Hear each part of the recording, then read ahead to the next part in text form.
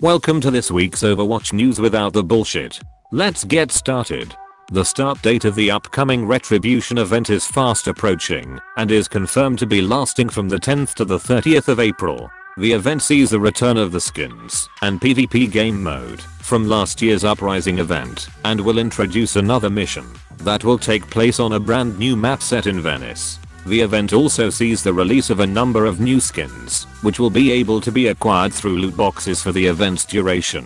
I plan to make an upcoming video on the event itself within the next week. During the week, Daddy Jeff made two significant announcements. The first being that the Avoiders player feature will be implemented at the start of this event.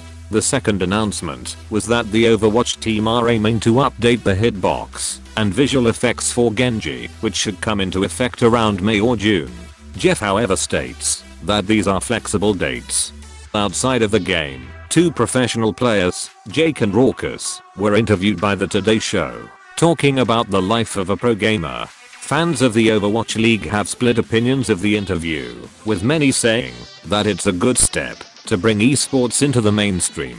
However, critics of the interview state that it does not paint the scene in a serious light. For those who are unaware of what being a pro player entails, a link to the interview will be in the description.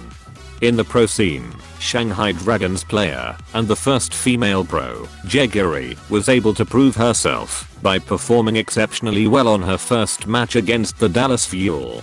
Here's hoping that she will be able to steer her team toward their first win of the season after having a streak of unprecedented losses.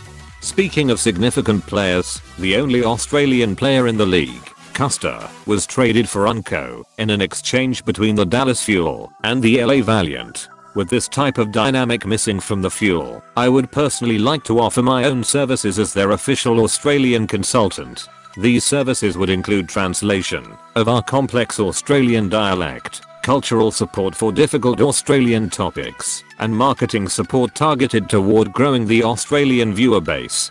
Dallas Fuel representatives and management can be rest assured that I'm the most qualified person for the job, as well as being significantly cheaper than the much better channels that may be interested in such a role.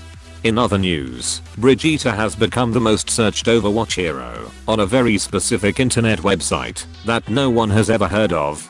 And the Overwatch League entrances are getting better every week. Viewers can expect the end of the season to include Jeff Kaplan dancing down the aisle like Ellen DeGeneres and Terry Crews dressed as Doomfist, carrying an entire team on his shoulders.